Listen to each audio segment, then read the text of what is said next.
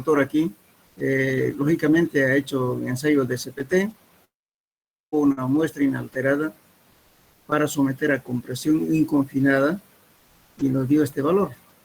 Compresión inconfinada es un ensayo que se hace de una probeta que tenga una altura 2 veces o 2 veces y medio el diámetro. Se somete a compresión simple, por eso dice inconfinada, hasta que se produce la rotura. Entonces, la carga dividido entre el área del espécimen, en este caso de la probeta, entonces nos da kilos por centímetro cuadrado. Entonces, eso es lo que se ha hecho acá. Entonces, los golpes se ha ido comparando con el ensayo de compresión inconfinada. Por ejemplo, cuando decimos consistencia media, esto es para arcillos, ¿no? Entonces, tenemos de 4 a 8, dice que la compresión simple, o sea, la QSU, nos da de 0,5 a 1. Pero esto, para que sea admisible, tenemos que afectar por un factor de seguridad. Por eso las diferentes tablas, ábacos, que se indican si es para arena o para arcilla. No se puede usar indistintamente para cualquier caso. Es importante saber el tipo de material. Después tenemos también aquí un ábaco.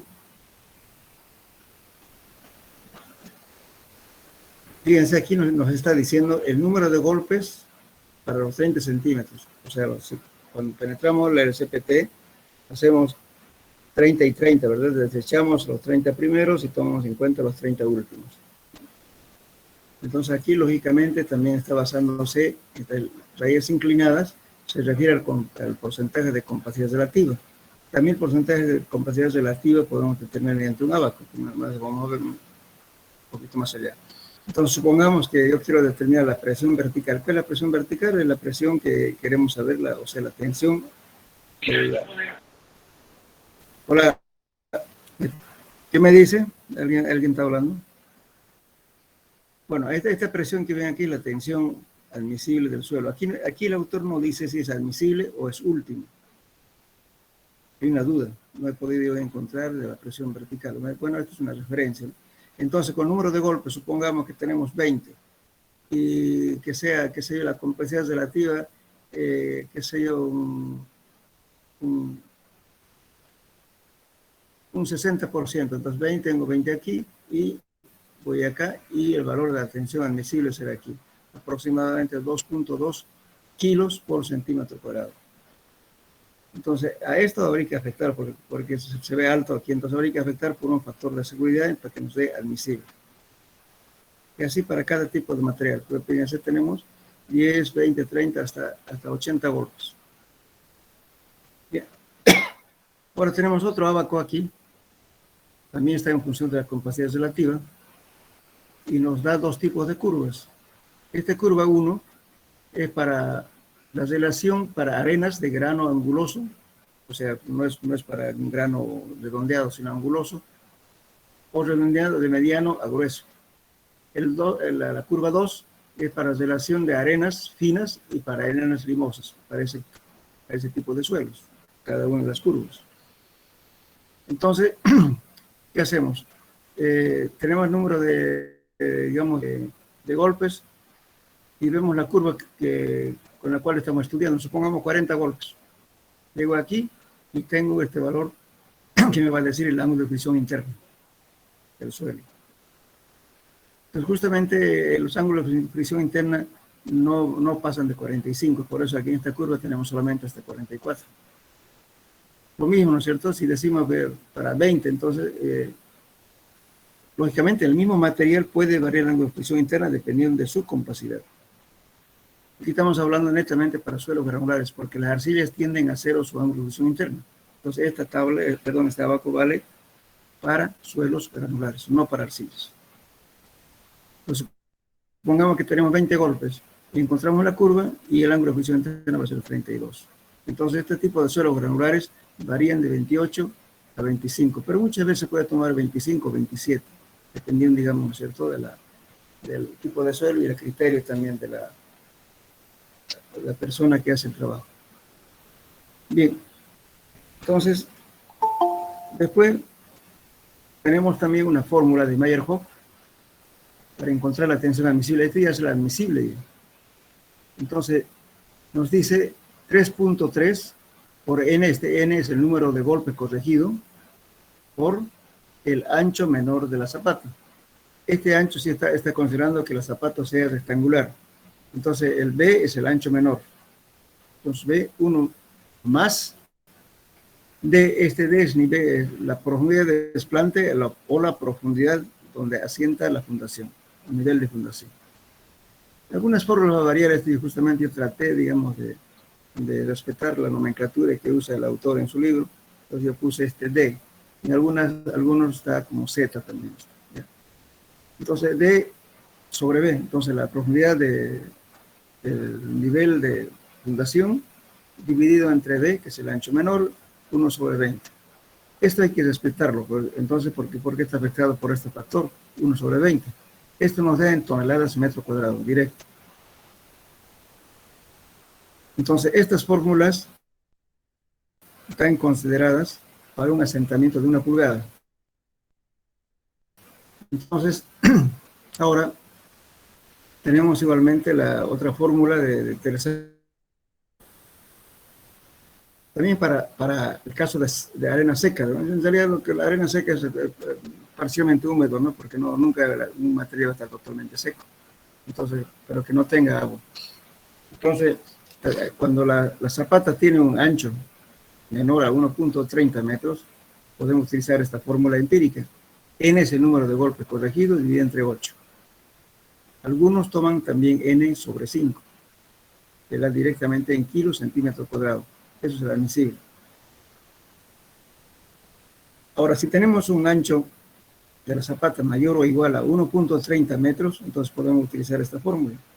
N es el número de golpes, 1 más 1 sobre 1.33 y por B, entonces B es el ancho menor de la zapata, todo al cuadrado, 1 sobre 20. Entonces esto nos da en kilos por centímetro cuadrado. Bien, ahora también, lógicamente, esta fórmula, por ejemplo, estamos aplicando N sobre 10. Esta formulita se aplica para suelos granulares con presencia de agua, N sobre 10. N es el número de golpes sobre 10. Eso nos da directamente la tensión admisible, que es kilos por centímetro cuadrado.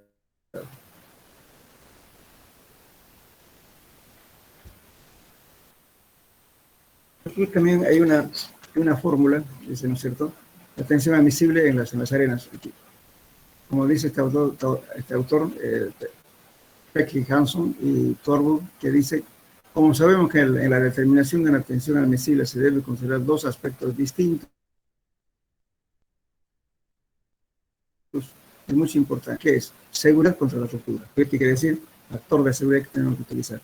Y seguridad contra los asentamientos excesivos. También si le ponemos, decimos que el suelo soporta mucha carga, entonces corremos dos cosas, ¿no? dos peligros. Uno que puede fallar, que es la ruptura, otro que puede producir asentamientos excesivos.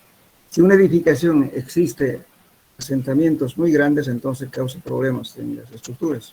Puede causar fisuración, inclinación, en fin, eso es lo que hay que cuidar. Entonces, el factor de seguridad tiene que estar justamente que no ocurra estas dos cosas.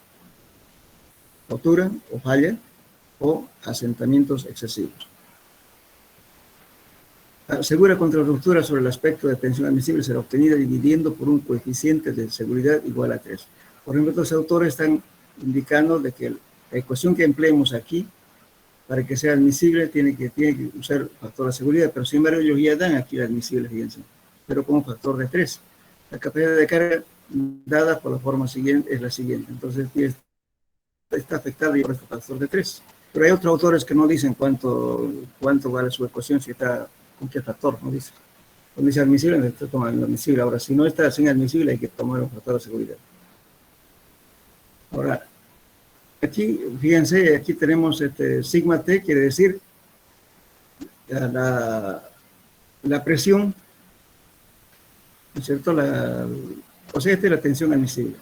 Esta es la presión de la carga, de la sobrecarga, podemos decir, menos el peso específico del suelo natural multiplicado por una altura, o sea, por la sobrecarga del mismo suelo.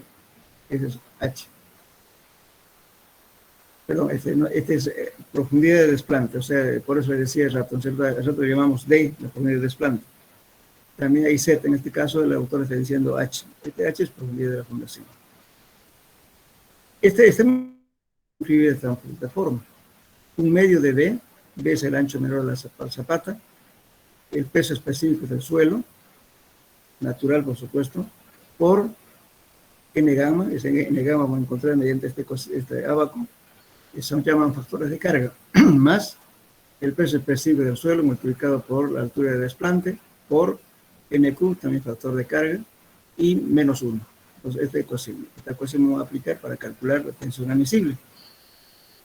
¿Qué hacemos con eso? Fíjense, acá tenemos el factor, o sea, el factor de capacidad de carga, este que estamos llamando aquí, N gamma y NQ.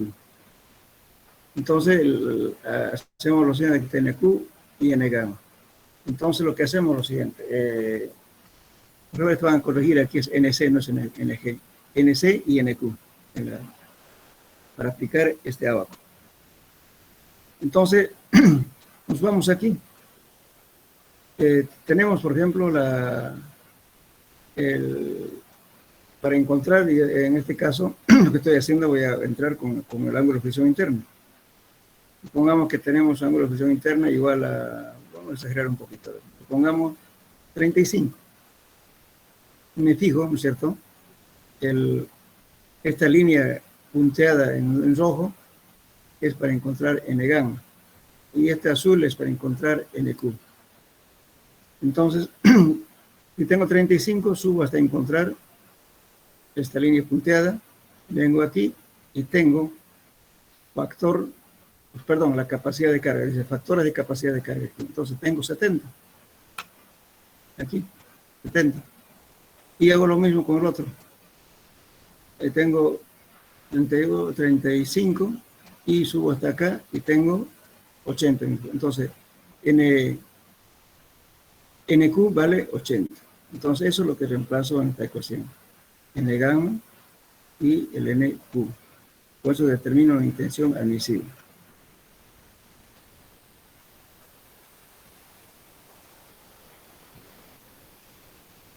Entonces, para usar este abaco, ¿qué necesito conocer? El ángulo de fricción interna.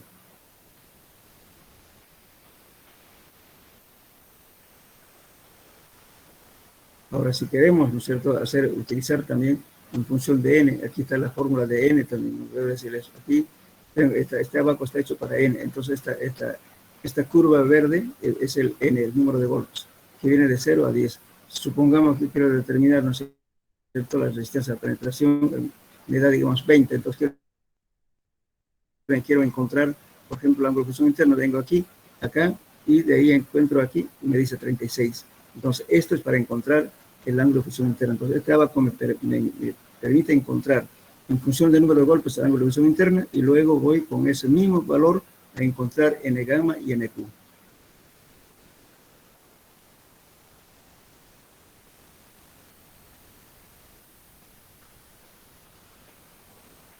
Otra cosa que le quería decir, lógicamente el ángulo de fricción interno no siempre hay que tratar de trabajar con menos de 45 grados. Bueno, aquí también tenemos la fórmula, nos da la capacidad de carga, que divide por 3 nos da la tensión admisible. Todo está, o sea, fíjense, para que sea admisible estamos afectando por los factores de 3. Aquí nos da tensión admisible directamente en kilos centímetros cuadrados. Entonces, este es el número de golpes. Y me da, por ejemplo, si queremos, por ejemplo, si yo ya predeterminé mi ancho de zapata, digo, por ejemplo, 1.5 metros, el ancho menor. Y tengo, supongamos, el número de golpes, que sé yo, 30, digamos. 15, vengo a encontrar 30 y me da aquí mi tensión admisible, que vale de 2 kilos por centímetro cuadrado. Bien, ahora este abaco también me dice, bueno, para calcular la tensión admisible o en su defecto, si yo tengo ya la tensión admisible, supongamos yo tengo 2 acá y tengo mi número de golpes, qué sé yo, 20 golpes, digamos acá, y vengo aquí, encuentro la profundidad del desplante, o sea, profundidad del nivel de la fundación también, o depende, si yo quiero fundar, por ejemplo, ya tengo predeterminado la profundidad de la zapata, entonces diré, bueno, 1.5, y cuánto me va a valer ahí ese suelo, con el número de golpes que dé en ese nivel. Tengo la tensión admisible del suelo.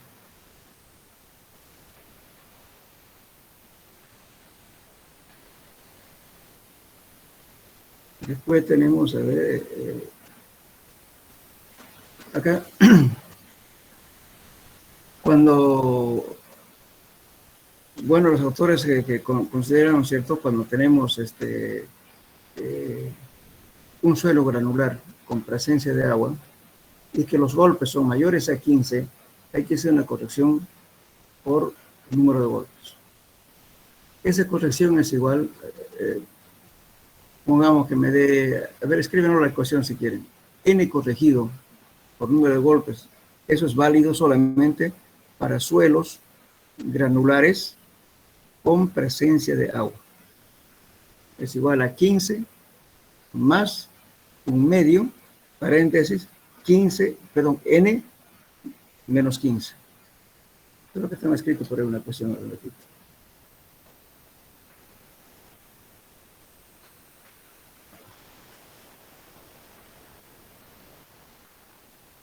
Aquí tengo. Esta ecuación te hablan de esto. Supongamos que, pero esta ecuación, vuelvo a repetir, es válido para suelos granulares con presencia de agua, solo para ese caso. Entonces yo hago la corrección respectiva con todas las correcciones por la eficiencia del martillo, por el diámetro del agujero, hago por varillaje, por presencia del agua, todo demás voy a tener un valor n. Después hago la corrección por número de golpes cuando es mayor a 15. Entonces aquí tomo n menos 15, pongamos que si n tuviera 20, 20 menos 15 es 5, entre 2, 2.5, más 15, 17.5. Entonces lo redondeo a 17. Entonces ese va a ser el valor que voy a adoptar.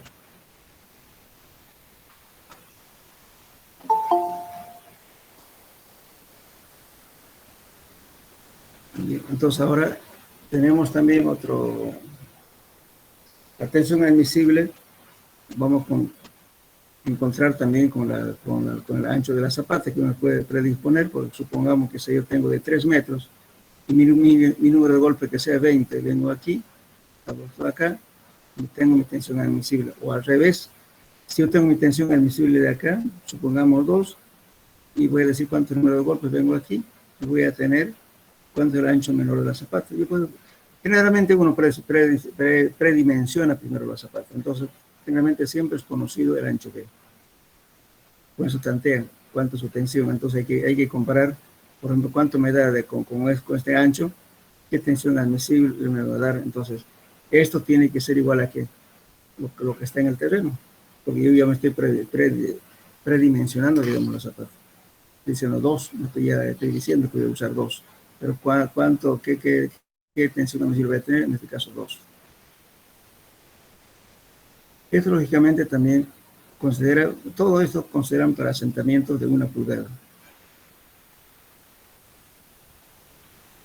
Después tengo otro abaco, que es este. Lógicamente, este es para este caso, ¿no es cierto? Cuando aquí tengo el ancho menor de la zapata, aquí está el nivel del terreno y nivel de agua. Entonces, esto es válido cuando el nivel de agua está aproximadamente 2 veces B, 2 veces el ancho de la zapata. Entonces, el nivel de agua está aquí. En ese caso, yo puedo usar este abaco para calcular la tensión admisible. Entonces, ¿qué hago con eso?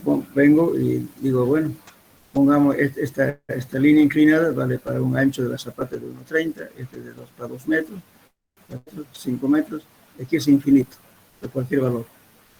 Entonces, tomo en cuenta el número de golpes, ¿no es cierto? Aquí de n, pongamos 30 y tomo a ver cuál es el valor que estoy calculando del ancho B, aquí, y bajo, y va a ser cuánto va a ser mi tensión admisible. Pero me estoy ya,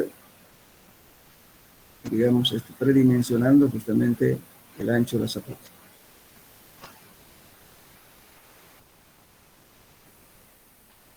Esta es otra fórmula. En caso, se aplica esta fórmula en caso de las arcillas. A lo anterior que hemos hablado, todo de las suelos granulares. Esto para las arcillas. Esto vale 1.33 por N, que es el número de golpes obtenidos con SPT. 1 más 0,3. B es el ancho menor de la zapata. Este L es el lado mayor de la zapata, que es este. Todo esto nos va a dar en toneladas metro cuadrado. Entonces hay que trabajar en metros. Y entonces nos da directamente la tensión admisible, que está afectada por un factor de seguridad. Otras fórmulas también aplicadas cuando no se conocen las dimensiones de las zapatas. A veces no sabemos las cargas, cuánto va a ser el peso aplicado ahí. Entonces, pero sin embargo, sabemos solamente el número de golpes. En ese caso hay que aplicar fórmulas netamente empíricas. Por ejemplo, aquí estamos aplicando para entender mejor. A veces, generalmente casi la mayoría de los estudios de suelos se hacen cuando no se conoce todavía el estado de carga. ¿Y qué es el estado de carga? Entonces el calculista, en base, digamos, a toda la distribución de las columnas, el ancho de las vigas, en fin, determina las tensiones para cada columna. La sumatoria de de cada piso, ¿no es cierto? Cuánto va el peso, tomando en cuenta la carga propia, más la carga de servicio. La carga propia es el peso del mismo edificio. Y la carga de servicio es lo que vamos a poner, ¿no es cierto? Que sea camas, la gente que va a vivir, todo lo demás. Eso se considera por metro cuadrado. Entonces, ese valor va a estar justamente transmitiendo una columna hacia abajo. De cada piso se va sumando. Y llegamos con una carga X a nivel de tierra.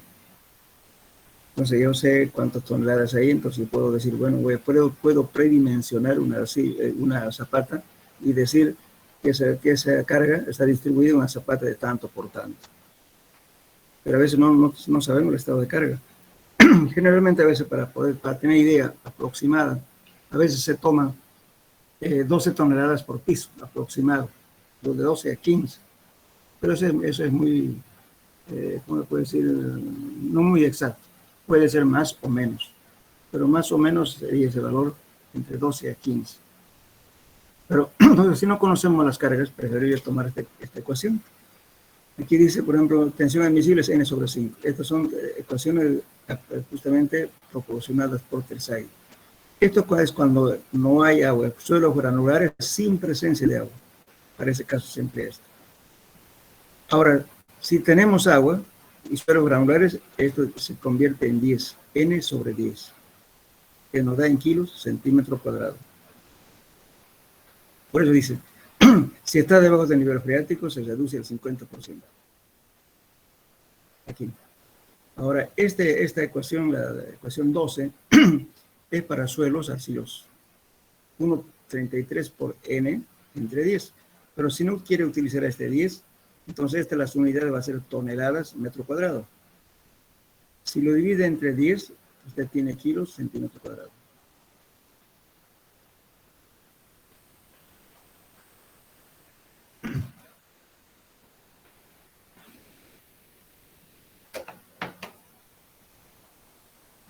Ahora también tenemos algunas fórmulas proporcionadas por Bowles, pero esto para suelos con gravas y arenas, y considerando un asentamiento de 1 pulgada. Entonces aquí estamos fijando, fíjense, 0,60 por n corregido, este n es el número de golpes corregido, menos 3. Todo eso multiplicado por b más 0.305 entre 2 veces b al cuadrado. Entonces nos da directamente en kilos centímetro cuadrado. Entonces quiere decir que b tenemos que expresarlo en centímetros. Ya está aquí. Ahora, muchas veces se pretende corregir también este ancho cuando esta relación de b sobre d nos da, digamos, mayor a 1 o igual a 1, entonces es una corrección, se puede mayorar esta ecuación. Para mayorar tenemos que usar este valor FP, 1 más Z, que es la profundidad de desplante, dividido entre el ancho de la zapata. Este valor que nos dé máximo es hasta 2. No puedo agrandar este valor mayor aumentándole más de 2. Puede ser 1, 1.5, 1.6, hasta 1.99, hasta 2, pero no puede ser 2.1 ya. Solamente corrijo con un valor de 2. Por eso dice aquí menor o igual a 2.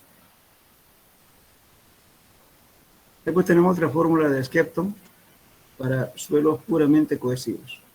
Esto para arcillas. Entonces nos dice C por NC. Entonces este valor C vamos a encontrarlo justamente por una... Eso lo voy a indicar. C es la cohesión del suelo. NC es lo que encontramos mediante esta tabla de acá. Más peso específico del suelo natural por la profundidad de desplante o por la profundidad del nivel de la fundación. Viene a ser este Z. Entonces, primeramente nos fijamos si es zapata circular o cuadrada, que es la misma, son los mismos valores para ese caso, y también para zapata continua o rectangular.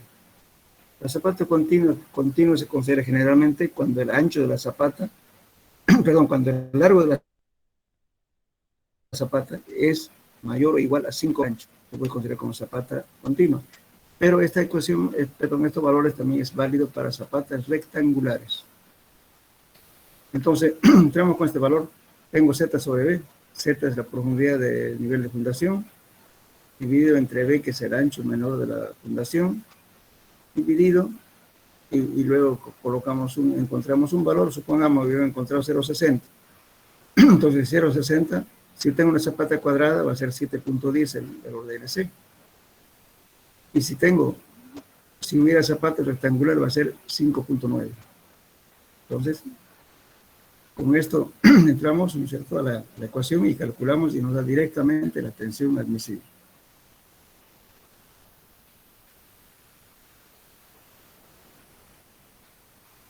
Ahora, igualmente, con esta tablita de acá, podemos calcular la densidad relativa. Este N es el número de golpes y esta es la densidad relativa. Esto también propuesto por Bowles. Aquí, ¿qué es lo que dice? Se considera generalmente como rechazo al penetrómetro cuando el número de golpes es superior a los 25 a 30 por centímetro. Estamos haciendo un estudio. Si golpeamos, me da un valor para 1 centímetro, 25 golpes o 30 centímetros, no necesito golpear y considero que es rechazo. Bueno, la norma ACTM dice que cuando el número de golpes es mayor a 100 para 30 centímetros, es rechazo. En este caso, está previniendo justamente Bowles, porque si golpeamos, imagínense, hasta 100, lo rompemos la herramienta, entonces es suficiente que golpeemos en 1 centímetro que nos dé 25 a 30 centímetros, entonces consideramos rechazo. Lógicamente que cuando tenemos este tipo de suelos hay que cobrar más porque por los problemas de desgaste del equipo. Ahora, cuando N es mayor a 50 para 30 centímetros de penetración, también se puede parar y es considerar rechazo. Entonces, este cuadrito de densidad relativa nos dice que para 4 golpes es 0.15. Si queremos expresar en porcentaje, se indica 15%. Para número de golpes de 10, entonces es 35%. Para 30 golpes es 65%. Para 50, 85%. Ahora, cuando ya esto sea, digamos, para cualquier valor mayor a 50, pues será 1. Puede ser 100% de densidad relativa. Pues este suelo compacto. Bien. Ahora, también esto propone Bowles.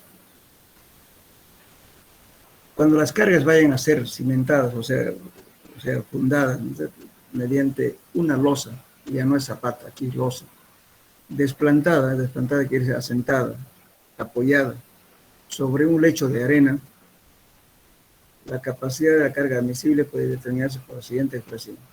N corregido del SPT, menos 3 sobre 5. Ahora, si tenemos gravas con arenas, Si también son losas, entonces utilizamos esta ecuación. N corregido sobre 4 por un factor de corrección que es este 0,33 de S sobre B. Y tenemos aquí un delta, fíjense. Este delta está multiplicando es el asentamiento considerado. El asentamiento directamente es una pulgada, pero como estamos trabajando con pulgadas, aquí directamente este es 1. Eso nos va a dar en kilos centímetro cuadrado, equivalente a toneladas por pulgada cuadrada. Entonces, este FP, este factor de corrección, primeramente se hace Z sobre B. Si eso es 1 mayor a 1, entonces se hace esta corrección, igual que en el caso anterior. Si en caso no es menor a 1, entonces no se corrige. Si es mayor a 1, entonces hay que hacer corrección. Pero máximo también esto a 2. Entonces, una vez que tengamos este valor, y lo multiplicamos con el factor que nos diera aquí. Supongamos que aquí nos diera Z sobre B, nos dé 1.5, digamos, por 1.33 más 1, pero no debe pasarse más de 2. Se multiplica por ese valor que nos da este cociente.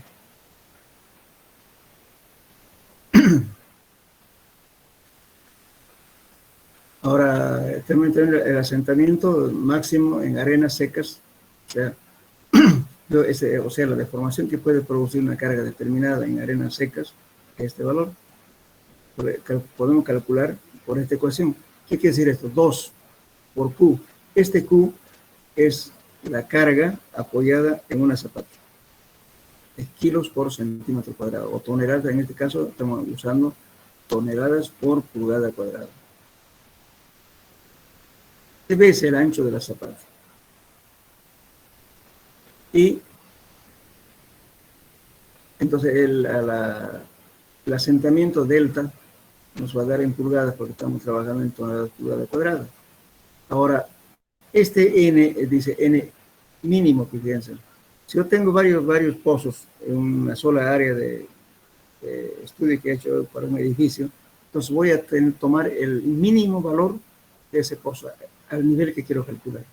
Pues tomo ese valor, por eso dice N mínimo, no el máximo. Pongamos que en una serie de pozos tengo en uno 7, en el otro tengo un 9, en otro tengo 10, pues ¿cuál voy a tomar? El menor. Eso se refiere aquí. Entonces calculo el asentamiento máximo.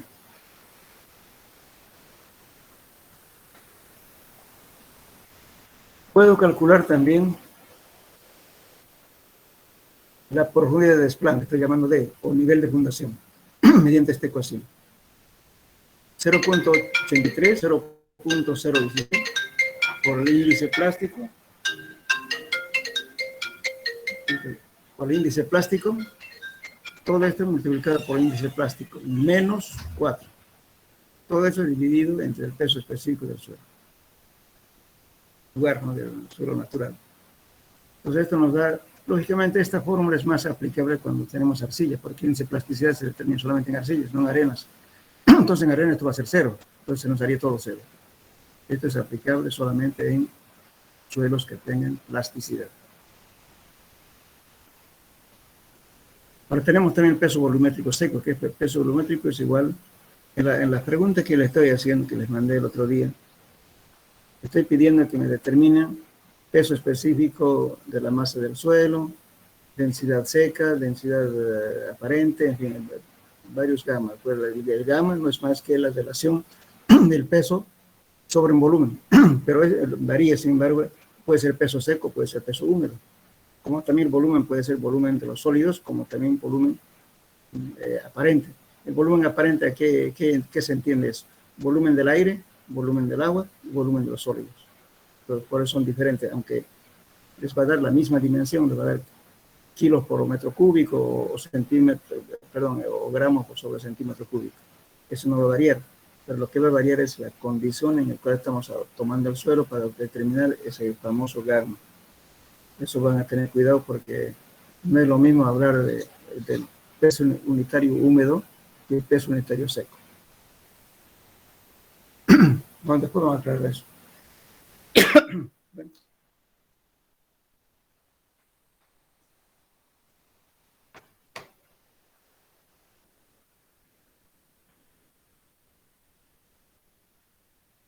Ahora tenemos también, bueno, aquí podemos calcular el peso volumétrico seco. Eso es igual que hablar densidad seca, que es igual a la relación peso seco sobre un volumen aparente. El volumen aparente es volumen de la masa más el volumen, perdón, volumen de los sólidos, volumen del aire y volumen del agua. Eso es volumen aparente. Ese valor se determina mediante una curva de compactación. Pero sin embargo, si no hacemos una curva de compactación, entonces podemos determinar mediante esta ecuación. Pero lógicamente hay que determinar el límite de contracción. Entonces, 94 más 0,15 por límite de contracción, multiplicado por 16.0184, eso nos da directamente en kilos por metro cúbico. Son fórmulas empíricas que a veces nos saca de apuro. Bien, lógicamente estos mismos valores que estamos hablando aquí, podemos determinar mediante ensayos reales en laboratorio. Bueno, aquí ya les decía, como hace rato, ¿no es cierto?, que cuando los golpes son mayores a 15 y tenemos un suelo granular con presencia de agua, hacemos corrección de N. De N, o sea, N corregido va a ser 15 más un medio de N obtenido en el campo, menos 15. Si tuviéramos 30 aquí, 30 menos 15, 15, entre 2, 7.5 más 15, 22.5. Entonces, ¿de dónde va? 22. Entonces, ¿qué he hecho? Reduje el N que estaba muy alto.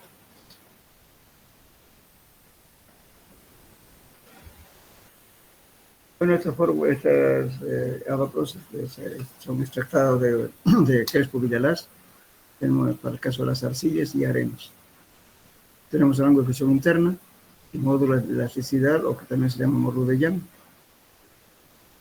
Entonces, aquí habla, por ejemplo, cuando en el caso de las arcillas, cuando N es menor a 2, tenemos 0.25, consistencia muy blanda.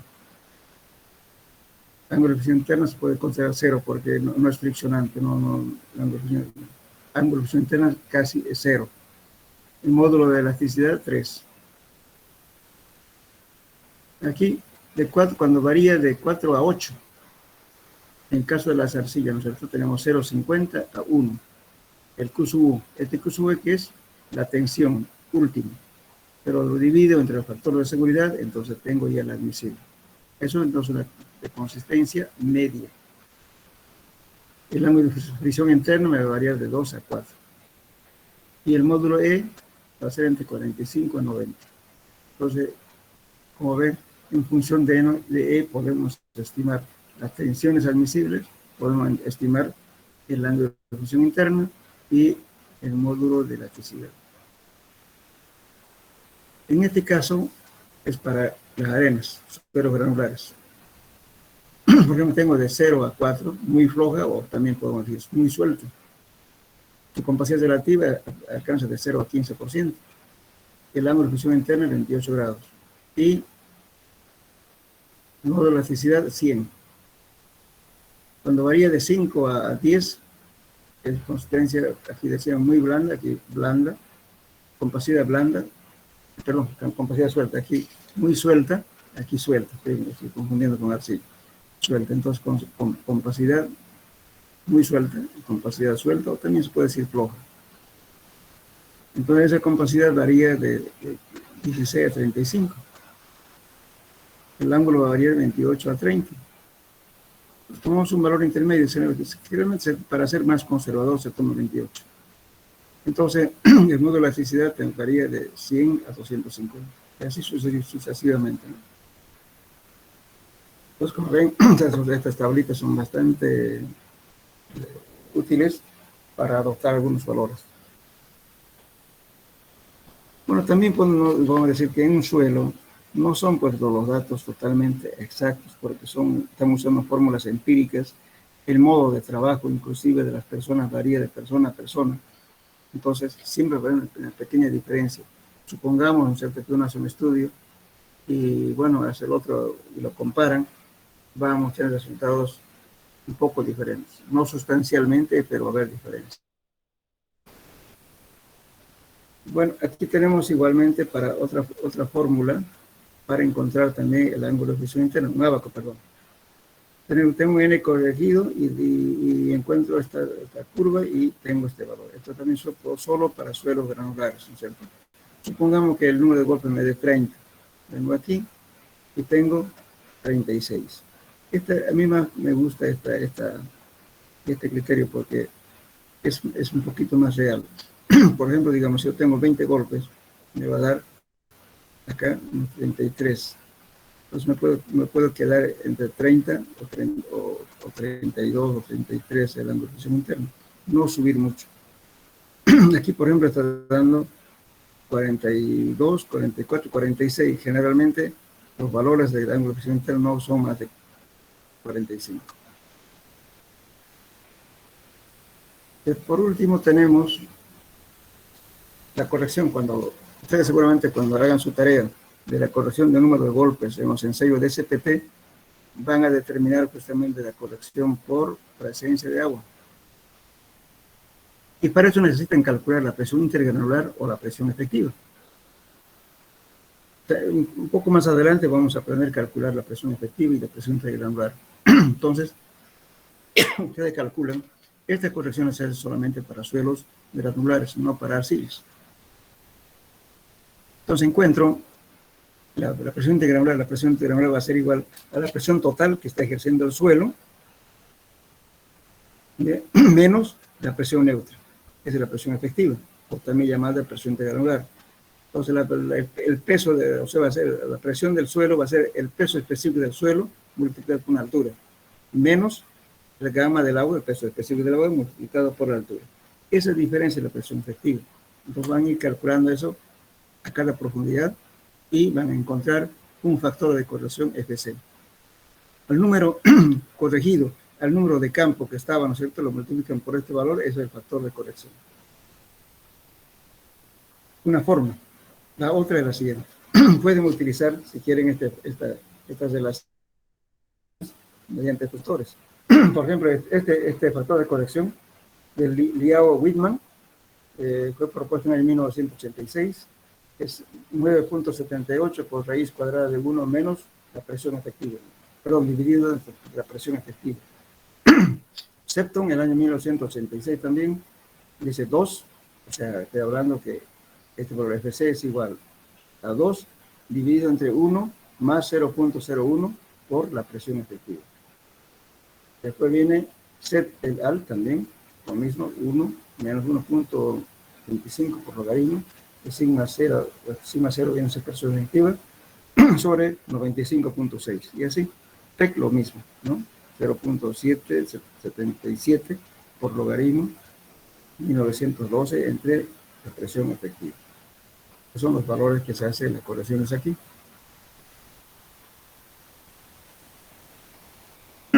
Bueno, también hay otras fórmulas empíricas para calcular la humedad óptima. Bueno, lógicamente esto se hace cuando se está compactando, se determina una curva de compactación. Eso también vamos a ver al final del curso.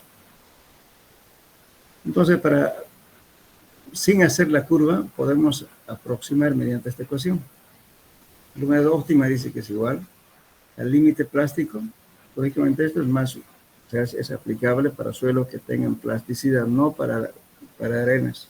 Por eso, en arena no hay límite plástico. Entonces, el límite plástico menos 1.5 es ya directamente la humedad óptima. Ahora, el índice plástico, lo mismo, calculan el límite líquido, multiplican por 0.75 menos 7.7, es el índice de plasticidad. Y eso lo van a hacer ustedes en el laboratorio.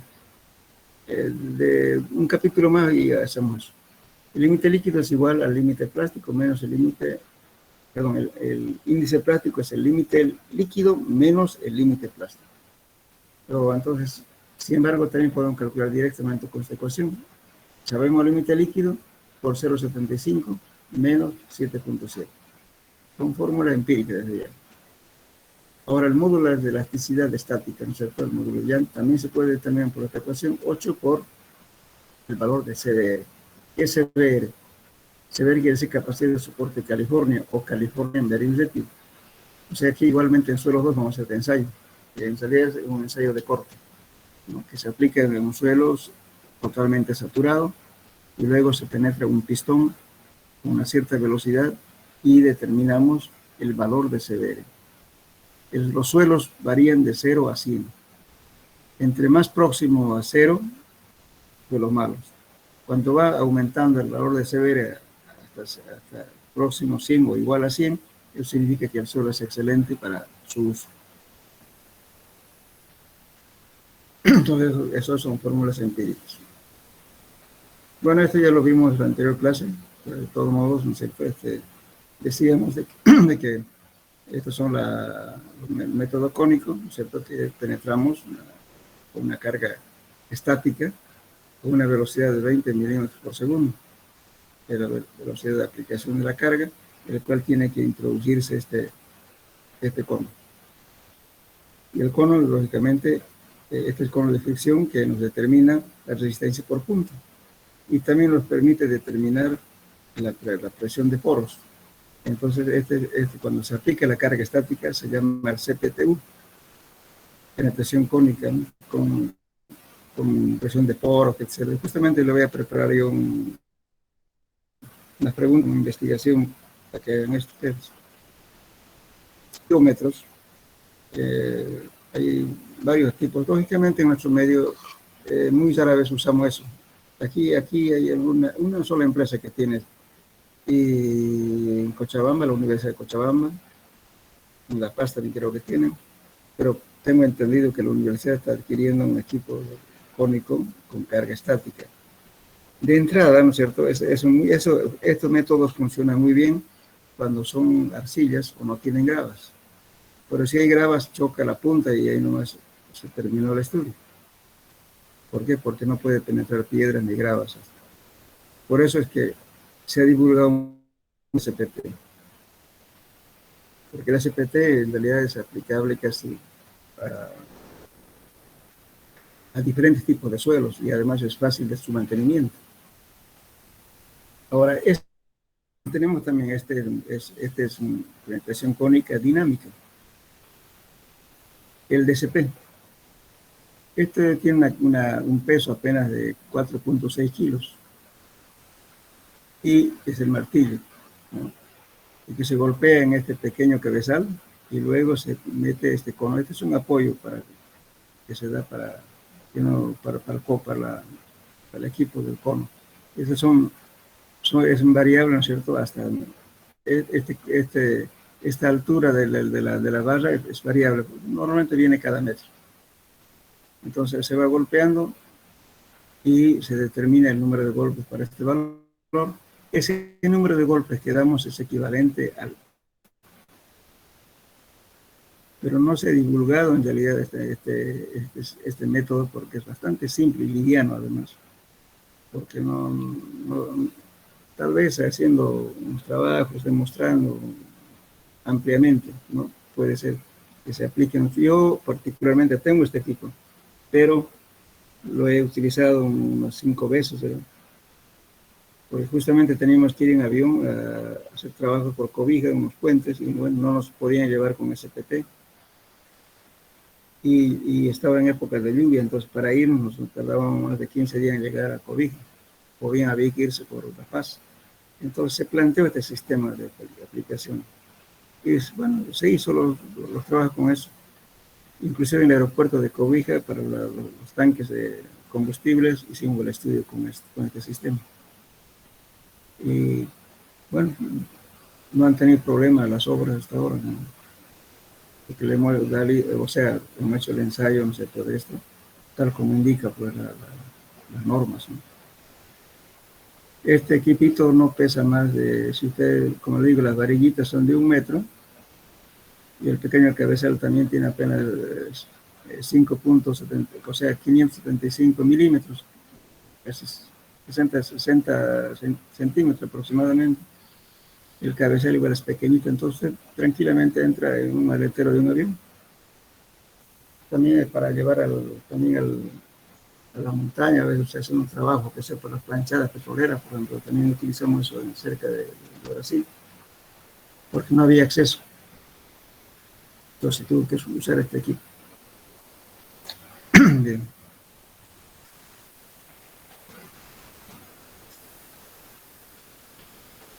Bueno, como les decía también, ¿no es cierto?, que los valores de la penetración dinámica, estoy hablando del cono, hay que llevarlo al equivalente al valor del SPT. Entonces, aquí nos da una relación de QCN sobre N, ¿no es cierto?, nos está dando un valor, digamos, en kilos centímetros cuadrados y nos está dando una tensión, este es un valor del cono, del cono. Entonces hay varias fórmulas, hay unas ecuaciones logarítmicas, en fin, dependiendo del autor. Entonces, ahora los métodos del cono ya modernos, ¿cierto?, donde se aplica mediante la carga, mediante un gato hidráulico, entonces ya vienen ya calibrados, entonces dan directamente la resistencia por punta y también le da la presión de poros, varios datos, ¿no?, que es importante. Aquí podemos ver, por ejemplo, ¿sí? Tenemos, aquí tenemos los sensores eléctricos, ¿no es cierto? Pero lógicamente sale cables por acá y va una computadora y tenemos los datos de la presión de poros, ángulo de fusión interna y la resistencia por punta, ¿no?, que está obteniendo. La diferencia, ¿no es cierto? ¿Cuál es la diferencia entre el cono y el SPT? El SPT es un pequeño pilotito porque es cilindro, entonces le da el valor más por fricción. En cambio aquí está dando la resistencia por punta, porque lo que se clava es esta punta. Entonces este cuerpo casi no está rozando. Pero en cambio la punta, entonces la resistencia por punta es lo que nos da la tensión admisible del suelo. Entonces esto es resistencia por punta. En cambio en el SPT nos da resistencia por fricción lateral, porque es un cilindro hueco, con una punta lógicamente de un espesor aproximadamente de, no me recuerdo, que es 1.5 milímetros, y tiene un ángulo de 60 grados. Entonces aquí lo que determina es la resistencia por punto. Son dos efectos diferentes. Bueno, yo creo que con eso terminamos este capítulo. No sé si tienen preguntas.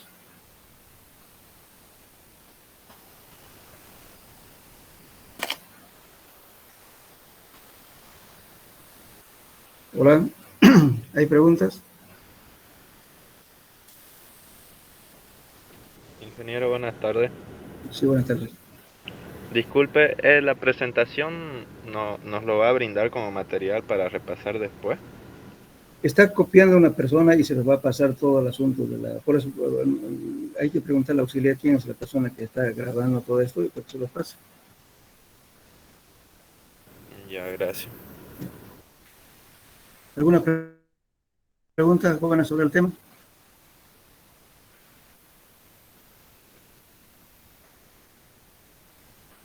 Bueno, a ver, nos adelantaremos un poco entonces el otro grupo. Este es el tercer tema. Vamos a hablar por lo menos la introducción, tenemos tiempito. La clase es hasta las 6 perdón, hasta las 5:30, ¿no? Sí, ingeniero. Sí, hasta las 5:30. Entonces tenemos tiempo entonces. Bien. Aquí vamos a ver elementos constituyentes del suelo. Vamos a ver lo siguiente. Fíjense, en un suelo, en un corte de suelo, ¿qué tenemos? Agua, aire y sólido. Esos tres elementos, agua, aire y sólido. Bueno, resulta que si tomamos en cuenta una partícula de arcilla, estas aguas se dividen en ¿qué? En agua, vamos a hablar primeramente, ¿no es cierto? Tenemos el agua de la partícula de arcilla, tenemos el agua higroscópica que está internamente en la partícula. Y tenemos el otro que se llama agua absorbida o agua adherida. Esta agua adherida está en el entorno de la partícula. Y justamente esto es lo que le da propiedad de la plasticidad. Ahorita vamos a explicar por qué. Esto es lo que le da justamente la plasticidad al suelo y la cohesión. El agua adherida o absorbida. Por eso no es que esté mal escrito esto. Absorbida quiere decir adherida. No es absorbida. Absorbida es cuando está dentro con algo, ¿no es cierto?, chupando algo, absorbido, no es así. La que está interna dentro de la partícula es el agua higroscópica, pero esto está en el entorno de la partícula. Después tenemos agua capilar, que justamente tenemos en un suelo intersticios, ¿no es cierto? ¿Qué son intersticios? Los agujeros, los espacios vacíos dejados entre partículas. Esos son los intersticios. Y también, lógicamente, se forma una especie, ¿no es cierto?, de tubos capilares en el suelo. Entonces el agua asciende por esos conductos, ¿no es cierto?, ¿debido a qué? A la atracción que existe justamente eléctrica entre la partícula de agua y la partícula sólida. Por eso sube por capilaridad. Tengo un nivel, por así decirles, a 4 metros, pero sin embargo el agua es una altura por efecto capilar. ¿Y por qué está venciendo la gravedad? Justamente porque están actuando las fuerzas eléctricas internas de las moléculas de agua con el suelo, con sólido. Por eso. Bien, entonces aquí tenemos, decía, agua capilar. Y también el agua libre. No sé si tengo el dibujo acá. El agua libre es todo, digamos, ¿no es cierto?, que el agua, supongamos en este lugar, sólida y agua. Entonces tengo, si el suelo está parcialmente saturado, voy a tener parte con aire, ¿no es cierto? Entonces, y aparte va a haber también agua, eso se llama agua libre.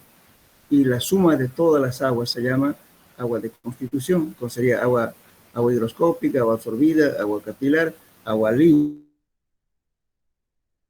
una porción de suelo, ¿no es cierto?, que ocupando un espacio, o sea, agua libre, y la suma de todo eso se llama agua de constitución.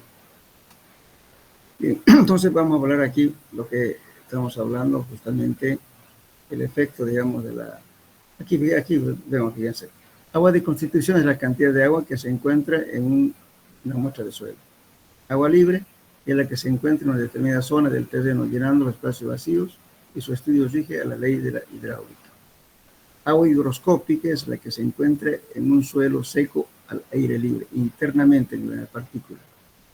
El agua adhesiva o agua absorbida es aquella película de agua que se envuelve y se adhiere fuertemente a la parte sólida y es un factor importante para la plasticidad de los suelos. Agua capilar es aquella que en los suelos de grano fino asciende por los intersticios capilares dejados por las partículas sólidas, o sea, por los agujeritos que dejan, ¿no?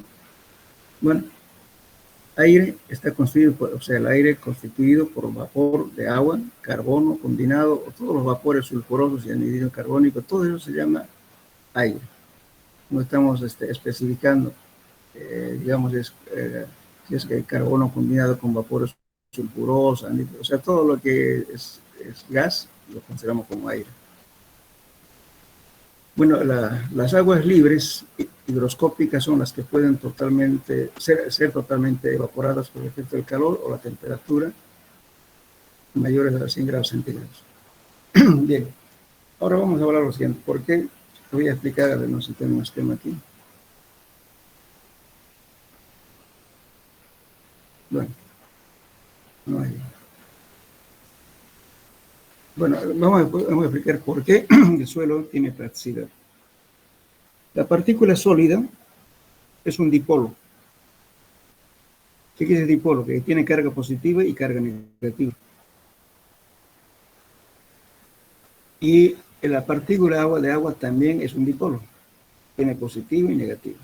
Estamos hablando, digamos, molecularmente, ¿no es cierto? Entonces, ¿qué es lo que ocurre aquí? Resulta que la disposición que adopta la placa de arcilla está en polo opuesto con el agua. Y por eso justamente el agua adherida que está en el entorno de la partícula, y lógicamente son cuestiones microscópicas esto, ¿no? A nivel atómico, no estamos hablando de a simple vista. Entonces existe esa atracción molecular de las cargas eléctricas con las cargas eléctricas del agua. Como están en sentido opuesto, entonces las cargas, las diferentes cargas, de acuerdo a la ley Coulomb, que dice que se atraen, ¿verdad? Y las cargas de igual signo, ¿qué hacen? Se repelen. Entonces, la cualidad que tienen las arcillas justamente es la disposición que adoptan. Siempre están opuestos. Entonces, el agua es un pegamento o sea que lo atrae las partículas y se agarra y no quiere soltarse. Ese efecto da la plasticidad al suelo y también la cohesión. En cambio, los suelos granulares, no. La arena, por ejemplo, lo moja la arena, y se desintegra. Y en cambio, la arcilla, usted lo humedece, la arcilla seca lo humedece un poco de agua, y usted puede de la forma que quiera. Quiere separarlo, hay algo que le agarra, que no quiere soltarse. Eso se llama consistencia. Por eso estoy hablando de los suelos granulares y suelos, digamos, que tienen consistencia, que son los suelos finos, y los suelos granulares tienen compacidad. Entonces, esa es la diferencia entre los suelos granulares y los suelos finos. También a los suelos finos se los conoce como suelos no friccionantes. A los suelos granulares, que son granos como la arena, o grava o mezcla entre ellos, se llaman suelos friccionantes. Son dos grupos grandes, ¿no? Bien, entonces la arcilla, justamente por este problema de atracción molecular que existe, bueno, por eso el valor de la permeabilidad. ¿Qué es la permeabilidad? Es la facilidad que tiene un suelo de hacer pasar un fluido a través de los espacios vacíos. Vamos a ver aquí. Si ustedes tienen, por ejemplo, una cancha de fútbol, si está hecho de arcilla, cuando llueva, ¿qué va a pasar? Va a estar varios días, ¿no es cierto?, con agua. Y si usted cava, la arcilla húmeda no va a perder su humedad por mucho tiempo. Porque justamente las partículas de agua están atraídas por las mismas partículas de sólidas, entonces están ahí. Entonces su permeabilidad es baja. Va a ir asentándose eso con el tiempo, va a ir perdiendo humedad con el tiempo. Y el asentamiento de ese suelo también va a ser con el tiempo. Ese asentamiento tan lento, gradual, continuo, se llama consolidación. En cambio, en suelo granular no ocurre eso. En suelo granular, usted aplica una presión y directamente se sale el agua, porque su permeabilidad es alta. No hay nada que se pegue. Sale y listo. Ya está ya compacto el suelo. No tiene plasticidad. Todas las arcillas tienen plasticidad por ese efecto. Y además las partículas son tan finas de las arcillas, ya no obedecen al movimiento gravitatorio. Eso están dentro del movimiento browniano. O sea, son partículas tan finas, ¿no es cierto? Dense cuenta ustedes, si están en un camino donde hay harta arcilla seca, pasa un vehículo, ¿no es cierto? Y una polvareda tremenda. Y bueno, cuando pase su carro, seguramente va a estar media hora y va a seguir latente arriba, ¿no es cierto?, flotando las partículas. No se han precipitado. ¿Por qué no se han precipitado? Justamente está escapando de la ley gravitatoria, fíjense. Y también, si usted tiene arcilla con agua, lo mezcla, se vuelve agua turbia. ¿Qué está pasando ahí? El agua turbia, ¿no es cierto? Las partículas están flotando en un medio continuo, en este caso, que es el agua. Cuando está en el aire, es el agua, digamos, está latente en un medio continuo, que es la atmósfera, el aire. En este caso es el líquido. Entonces va a pasar bastante tiempo para que las partículas se atraigan entre ellos, ¿no es cierto? Como están partículas sueltas, se van atrayendo poco a poco. A ese entrelazamiento entre partículas se llama floculación. Entonces las partículas es más grande y por tanto, ya cuando es más grande se precipita recién porque la gravedad lo atrae. Por eso ustedes llegan a un balde, ¿no es cierto?, con una arcilla muy fina o coloidal, lo van a tener una semana, 15 días y va a seguir todavía turbio. Hasta que al final hay efecto, ¿no es cierto?, de atracción entre ellas y se forman partículas más grandes, recién se precipita. Entonces, son dos leyes diferentes, ¿no es cierto? Todo el mundo piensa que la gravedad agarra cualquier partícula, no, las partículas finas escapan de la ley gravitatoria. Entonces, estas cualidades que tienen justamente hace que las arcillas tengan un comportamiento que los suelos granulares. En cambio, el suelo granular no es así. El suelo granular es, si ustedes le echan arena a un balde y lo remueven, unos cuantos minutos y ya está claro el agua. ¿Por qué? Porque la gravedad hace que se sedimenten rápidamente. Entonces, eso es las causas, digamos, ¿cierto? Para que el suelo tenga plasticidad. No sé si tienen alguna pregunta.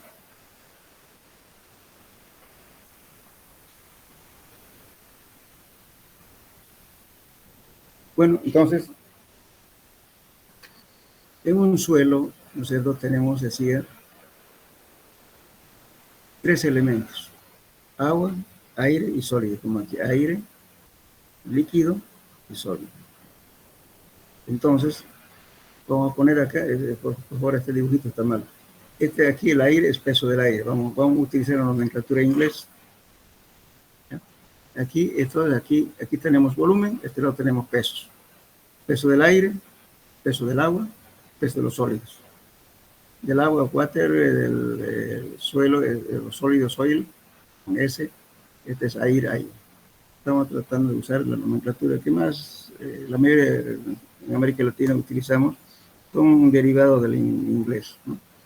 Entonces, vamos, por eso me gustaría que todos utilicemos la misma nomenclatura cuando hagamos problemas, porque resulta que agarran otro libro y agarran otra nomenclatura y resulta que cuando uno le pide algo se equivocan de términos, entonces van calculando otra cosa en vez de hacer lo que les ha pedido. Pues muchos se aplazan por ese problema, después le culpan a uno y se me aplazó. Entonces, si utilizan otra nomenclatura, vean si es equivalente a lo que estamos usando, ¿no? Entonces, aquí tenemos, por ejemplo, el volumen del aire, perdón, peso del aire, peso del agua, peso de los sólidos. Al conjunto de esto lo llamamos peso de la masa del suelo. Por eso estaba hablando de WY, es de peso, ¿no es cierto? Entonces, peso de la masa del suelo. Y tenemos volumen, aquí a este lado tenemos volumen del aire, el volumen del agua, y el volumen de los sólidos. El conjunto de eso lo llamamos volumen de la masa del suelo. Bien, entonces, en un suelo parcialmente saturado, tenemos los 3 elementos: aire, agua y sólidos. Aquí vamos a diferenciar, por favor, van a tener en cuenta lo siguiente. Cuando el suelo está totalmente seco, cuando la humedad es 0, solamente existe aire y sólido. Si el suelo está parcialmente saturado, existen los 3 elementos: aire, agua y sólido. Y si el suelo está saturado, entonces tiene solamente agua y sólido, aire 0, porque todos los espacios vacíos están dejados, están llenos de agua, no hay aire. Bien, entonces, es lo que tienen que acordarse. También hay que acordarse lo siguiente: el grado de saturación en un suelo saturado es 100%. El grado de saturación en un suelo seco, el grado de saturación es 0. En un suelo parcialmente saturado, el grado de saturación es diferente de 0.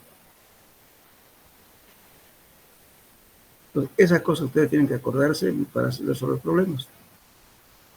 Supongamos que yo le digo, a ver, calcúleme, por así decirle, qué sé yo, el grado de saturación del suelo, considerando que el suelo está totalmente saturado. Porque que ahí ese suelo, como está lleno de agua, sus vacíos ya no tiene aire.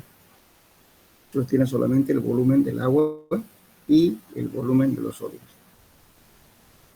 Y justamente es cuando uno plantea un problema, como no saben estos conceptos que estoy hablando, nos resuelven el problema, pues, porque al decir ya totalmente saturado, ya le estoy dando el grado de saturación 100%. Si le estoy diciendo de un suelo totalmente seco, entonces, ¿qué significa? De que el grado de saturación es 0. Y su humedad también es 0. Pues como no entienden conceptos, entonces, bueno, Después dicen, me faltó datos, ¿no? Por eso no pude resolver el problema. Lo que le faltó es simplemente concepto. No le faltó datos. Por eso vean esto bien, estudienlo bien, y a partir de aquí quiero que ustedes hagan todo su formulario. Ahora, si las clases van a ser semipresenciales, entonces los exámenes vamos a tomarlo en físico. Y por tanto tienen que ir con su formulario. Los problemas se los van a resolver en clases. No se admite prestarse formularios en clases. Y el que no llevó su formulario, chao. No soy del yo partidario de que hagan demostración de fórmulas en clases como otros genios hacen eso. No, ya te he hecho la fórmula, ¿por qué estás pidiendo que la demostremos? Eso es matemática. Lo que me interesa es que aprendan a manejar las fórmulas de acuerdo al concepto que ustedes van adquiriendo. No, yo no exijo eso, que me demuestre, por ejemplo, la ecuación de Darcy, por ejemplo. Eso ya está hecho. Pero sí hay que saber cómo manejarlo. Bien, entonces, sería este esquema que estamos viendo es para un suelo parcialmente saturado, porque tiene aire, líquido y sólido. Si tuviera el suelo totalmente saturado, no existiría aire, solamente sería líquido y sólido. Si el suelo está completamente seco, entonces no tiene líquido, solamente que hay aire y sólido. Eso. Ahora una cosa. Pregunta para ustedes. ¿Será que en un suelo la humedad puede ser más del 100%?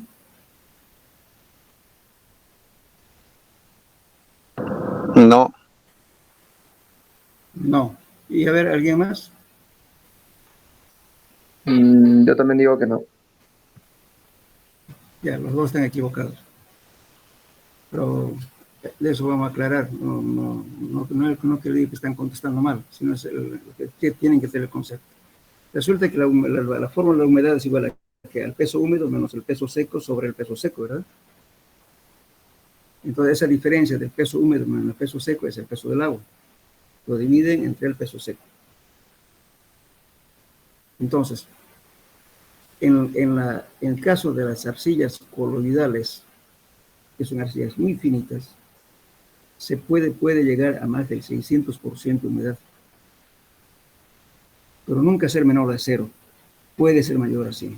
Por ejemplo, en México, en la Ciudad de México, se encontró humedad del 580%. En Japón también, en Inglaterra también, en Londres, son zonas arcillosas que tienen alto porcentaje de humedad, porque son partículas tan finas que sus vacíos son mayor proporción de volumen que el mismo volumen de la partícula. Entonces almacenan agua. Entonces no se extrañen si la humedad del agua, si la humedad de la muestra le puede dar 100%. Pero es casos excepcionales cuando se trata de arcillas coloidales. Ahí da más del 100%. En cambio, un suelo granular, o la humedad, digamos, ¿no es cierto? Para que un suelo esté saturado, que sé yo, entre 18, 19 o 20% ya está el agua, perdón, el suelo totalmente saturado cuando es suelo granular. En cambio, aquí en las arcillas coloidales sobrepasa el 600%. Pero sin embargo, ¿no es cierto? Justamente en la Ciudad de México, por eso fue el motivo de que se ha prohibido la extracción del agua, porque en realidad está sobre una ceniza volcánica sentada la ciudad, y antes se sacaba agua de ahí, como hacemos aquí. Entonces, bueno, se aceleraba justamente el asentamiento de los edificios, especialmente los edificios históricos. Terminantemente prohibido, ahora traen agua de otra parte, no prohibido sacar agua de la ciudad. Por ese problema, porque acelera el asentamiento al extraer las muestras. Y justamente aquí también hay que tener cuidado. Pues resulta que cuando se hacen edificaciones grandes, hay otros hotelcitos chicos por ahí, hacen su propio pozo para sacar el agua para su consumo y para lavar baños, qué sé yo. Y eso puede afectar también a la zona aledaña.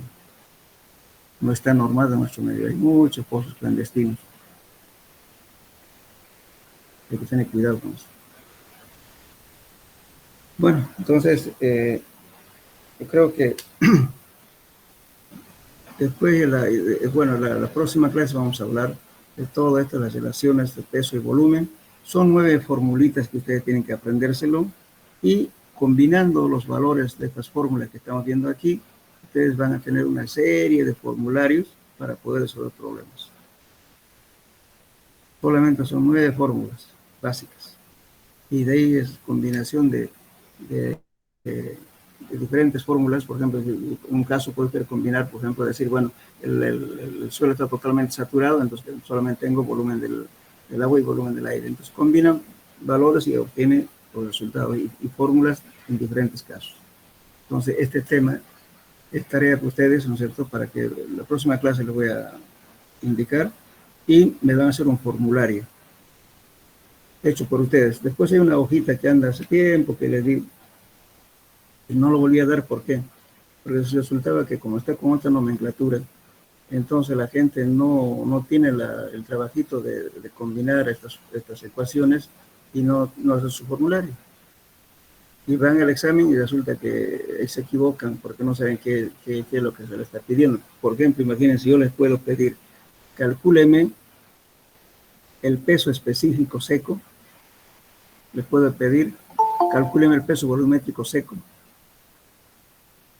Calcúleme el peso específico aparente húmedo. ¿Cuál van a calcular? Todos estamos hablando del peso específico. Ahí justamente se equivocan ustedes, ¿no? Por eso es conveniente que sepan diferenciar uno y el otro. Varias formulitas tienen el mismo nombre, pero de la misma ecuación a veces uno se confunden, están calculando otra cosa en vez de calcular lo que se le está pidiendo. Bueno, entonces, jóvenes, quedamos acá. Y la próxima clase vamos a hacer este tema. Ingeniero, disculpe, una consultita sobre los prácticos. ¿Lo tenemos que hacer a mano sí o sí, o también podemos hacerlo a computadora? No pueden hacerlo en computadora, si quieren a mano. Lo único que quiero, primeramente, aprendan justamente este tema, o sea, esta materia pretende también de que ustedes aprendan a presentar informes. Los informes, primeramente, se hace la carátula, ¿no es cierto?, donde va a ir todos los datos, que es la universidad, la carrera, nombre del profesor, nombre del alumno, del auxiliar, si quieren, si es práctico, y luego ponen su nombre ustedes completo, apellido materno y paterno. Algunos se ponen hasta apodo, y no ponen su registro, no ponen el grupo que pertenecen, tampoco ponen el año, no ponen la fecha, no ponen nada. Eso es fundamental, colocar la fecha, número, el grupo que pertenecen, y el nombre completo y su registro, por supuesto. La primera hora. Segundo, que hacen la introducción, hagan la tarea, pueden trabajar en grupo si quieren, pero siempre una variación al respecto de hacer la tarea, siempre es una cosa, ¿no? Cada uno tiene su léxico, ¿no es cierto? Hay algunos que en vez de decir, por ejemplo, ¿no es cierto?, por así decirle, espejo de agua, ¿no es cierto?, una depresión topográfica, ¿qué dicen? Curichi. O sea, nosotros entendemos Curichi, pero no es así, ¿no? Expresemos como debe ser. O sea, aprendamos ya a hacer los informes. En la mayoría de la gente, ¿no es cierto?, que a veces hacen sus primeros pasos en la profesión, cuando les pide un informe, no saben redactar, no saben hacer un informe, errores ortográficos. Por favor, corrijan sus errores ortográficos. Hay mucha gente que hace mal, inclusive ni su propio nombre lo escriben bien. Hacen con minúscula, después con mayúscula, en fin. Yo lo que quiero es que ustedes hagan ustedes mismos. Pueden trabajar en equipo, no pasa nada, pero trabajen. Y su informe individual. No importa que sea máquina, computadora, lo que sea, pero háganlo bien. Y no me entreguen pues a la hojita con la puntita doblada, hoja suelta, así entregan. Eso es falta de respeto. ¿Sabe qué? Lo digo lo siguiente. Cuando uno es profesional eso se critica. Yo varias veces sufrí críticas porque contrato a veces gente, yo siempre me gusta trabajar con gente egresada de la Gabriela especialmente, ¿no? A veces tienen esa falla. Y eso no queda mal en presentación. Siempre traten de hacer primeramente la justificación, objetivo, el procedimiento y el equipamiento que están empleando en todo. Eso en los informes de laboratorio que no hay que hacer eso. Hay que tratar de hacerlo más claro y específico como para que entiendan. nosotros no somos como los médicos, ¿no es cierto? Los médicos, bueno, escriben cuando uno no entiende, porque el error está enterrado, aunque nosotros, un error, una inclinación del edificio, pucha, que causa sensación, ¿no? Y nos hunden de cualquier problema que tenemos. Por eso hay que ser bien claro en lo que uno hace. Aprendan a hacer eso, porque en los libros de órdenes, por ejemplo, en obras que hacen, usted va a pedir un cambio de tal cosa, usted tiene que saber escribir y saber contestar lo que le está diciendo. Acostúmbrense a eso. Y igualmente, por ejemplo, hay calculistas que calculan, por ejemplo, presentan la planilla de quiebro y planillas las gráficas, pero no dicen bajo qué norma han hecho, qué consideran se ha hecho, por qué se ha hecho, todo eso. Eso o sea, por ejemplo, en Bolivia los que más detalle toman son los paseños. Los cruceños somos medio simplificadores de cosas, no hay que ser así, hay que ampliar un poco. Ahora los argentinos son mucho más amplios, los colombianos son más críticos. A veces les pregunto una cosa y le están diciendo que le explique, que se deje tratar de hacer bien, y además también aprenden a escribir bien. Lamentablemente, así que decir, por ejemplo, la escuela paseña es crítica, no sé, parece que tienen complejo, con la disculpa del caso. Porque cuando encuentran errores, le empiezan a poner con rojo, qué sé yo, no sé por qué somos así, nuestra idiosincrasia es así. Y bueno, se puede criticar, ¿no es cierto?, sin ofender, sin decir algo que, como diciéndote que eres un burro. En palabras, eso no se hace. Al colegio hay que respetarlo. Y tenemos ese tipo de escuelas, se van a fijar. Por ejemplo, el gaucho, el argentino es otro crítico, le gusta jactarse, ¿no? O sea, según ellos, no sé, creen que son inventores del circo romano, ¿no? Porque son descendientes de la mayoría, son italianos. No hay que ser así. Hay que tratar, digamos, justamente no nos hagamos criticar. Escriban bien, lean. Lo mejor para escribir bien es leer libros. No se acostumbren a que la computadora les corrija. Y van a ver que a la simple vista se nota cuando escribe alguien que esa persona tiene algo de cultura. La cultura no es solamente saber matemática y física. La cultura es una cuestión general, ¿cierto? Y lamentablemente nuestra carrera no nos incentiva lectura, porque a veces no tenemos tiempo. Pero aprovechen leer algo, que son jóvenes. Bueno, entonces en eso quedamos, jóvenes. Entonces ustedes pueden hacer como les guste, pero cosas bien claras, ¿ya? Nada más, y en orden. Listo, ingeniero, gracias. Otra consultinga más, ingeniero. Sí, claro. Los apuntes también lo podríamos hacer a computadora, igual así, tipo en formato ¿Por qué no? Claro, si tienen tiempo, háganlo. Ah, ya, listo.